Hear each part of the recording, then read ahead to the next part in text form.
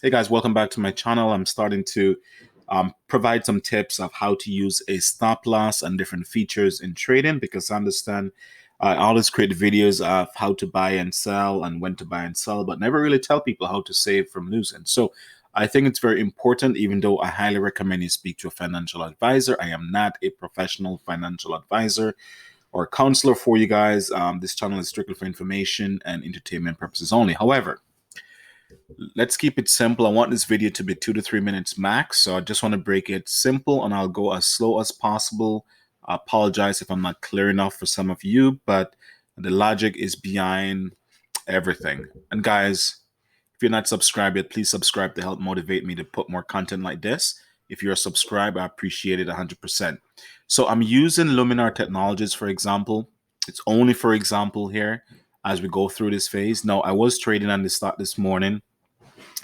I had a stop loss in at $34 per shares and it triggers. So the good news is I got out of the trade at $34 per share. I kept all my profit without losing out. Now the stock did drop to as low as $32.50 earlier, like about an hour ago. So if you guys watch my video I just posted, then you will see the price what I get out and what it is right now. So, for example, if the stock is trading at $33.96, and if you want to put a stop loss, there's different options for stop loss. There's stop limit, there's stop market, and there is trailing stop market and trailing stop limit. Now, I'm going to go through it very simple, and I'm happy this stock goes up again because I got out at 34, even though it went at 35, and I got back in just around $32.80. So I personally have a stop loss in at $33.80. So I want to make $1 extra per share again, and to see how it goes. So, okay, let's get back to our main focus here. So there's basically two options, right? You either have a stop limit, a stop market. That's it, right? The rest is just an addition to those. So if you have a stop limit, for example, you must specify a stop limit trigger price. For example, when the price gets to, okay, I'm using this example here live. If the price right now is above 34.21, so you want to say, okay, if it gets to 34.15, I want to sell at $34 per share. That means it gives you some room. Okay, so basically, if the price of this stock, if it gets to $34.15, and if it starts to drop lower, then you will sell. Okay, the system or the computer or the program, whatever behind it, will sell at $34 per share to be exact. Okay, so let me repeat again. If you have a stop limit at $34.15, if you have a trigger limit, I should say, at 34.15, meaning that whenever the stock crosses 34.15, it will only sell at $34 per share. Okay, meaning that it's very specific. If someone doesn't bid this price, or if it doesn't land exactly on this price, then it won't sell. That's one of the disadvantages. If it starts to drop faster and it got out of control and you got stuck because the stock may go down to 33.20 or whatever, and you still didn't get to sell, only because you have a specific price. Okay, hope it makes sense. You put a trigger price and you put a price that you want to sell your share at. If it doesn't get to 34, do not sell the share. That's what you're telling the computer. Now, the difference is if you have a stop market, meaning that if you have a stop market that says once it crosses 34.15 to sell, meaning that you don't give it a specific. That means if it gets to 34.10, it will sell. It doesn't matter. As long as the market is running down, it will sell at market price. Also, what I've noticed, if it crosses 34.15 very quickly, but spikes back up to say $35, then it will sell at $35. Happens a few times.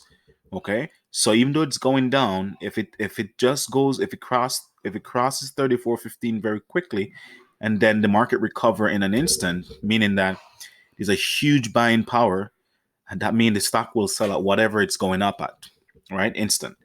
Now, The next difference is here. For example, here we're using a market, a trailing stop market, meaning that you can use percentage. You can say, okay, if the stock goes to below 1%, I want to sell. Okay, meaning that if it's trading here, if it touches 33.93, sell. It will sell at that price. Okay, meaning that you protect your capital, so you only sell at that price. What I do personally sometimes, I start trading first. Okay, which I highly recommend you do not do. Okay, I purchase the stock first. I wait for it to rebound. For example, if I purchase, I'd say 34 and 35, I will wait for it to hit like 36, and then I go in and put a 1%, right? And then I try to monitor it. I use alerts and stuff that mean if it goes higher, I can increase and change and change. That is not recommended, because then you open up yourself for potential loss in case the market and it goes down right away. So I highly recommend just use it as how it was designed to do. You put the maximum percentage that you would like to, that you're willing to take a loss on, and then it execute it for you. It's the same if the stock is trading at 34.30, you said, okay, the maximum per share I would like to lose on this, I would accept to lose on this, is 20 cents. That means what happened is, if it drops to 20 cents, you see where it is, it will sell at that price, right? That's pretty straightforward. Now, the trailing stop limit is another factor. Actually, by the way, the stop market, this one works very accurate, right? It's very quick. It takes a long time to process on your end, but once it's triggered in the system, your payout will come. For example, if you have 20 cents and it crosses the 33 like 40, and you're looking at your screen and it's still not sell, in most cases it's sell. It's just the company's taking a while for everything to go through, and then it shows up there. I find that one more beneficial for me if I put it in the market, on like trailing stock market, and I put in a percentage or a dollar amount that I'm willing to take a loss on. It will always protect me that way. Now, and the next thing goes for this one, trailing stop limit. It works pretty similar to the previous one. The only difference between this one, you put a set price and you put a price that you're willing to take a loss. But with this one, you put okay, same example. For example, I'm willing to lose 10 cents. Okay, that's the trigger. So once it goes down to 10 cents compared to the price it is right now. Now, unfortunately, because in my setup, it's always following the bid price. Okay. In most platforms, you could change this value here to follow the aux price as well. But me personally, and the way and the style I trade, I change it in my settings to follow the bid price. So whenever I put a number here, it goes 10% lower the bid, or if it's percentage, whatever it is.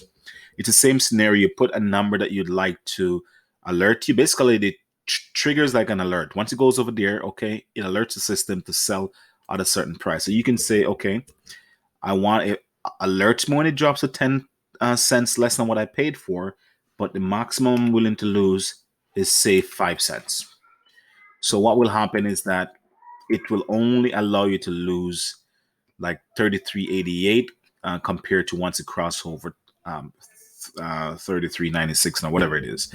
So basically, guys, it's important to use your stop loss to make sure that you're protecting your capital, especially because it's almost the end of the year and the market will be going up and down very quickly. Now, as usual, guys, if you're subscribed, I want to thank you very much for your support. If you're not subscribed, if you like what you're hearing, please subscribe to help motivate and grow this channel together. Again, I want to give tips out on stocks that I have personally. I am not telling you or recommending you to buy a particular stock. Please speak to a licensed professional account manager or financial advisor to best guide you how to invest your money.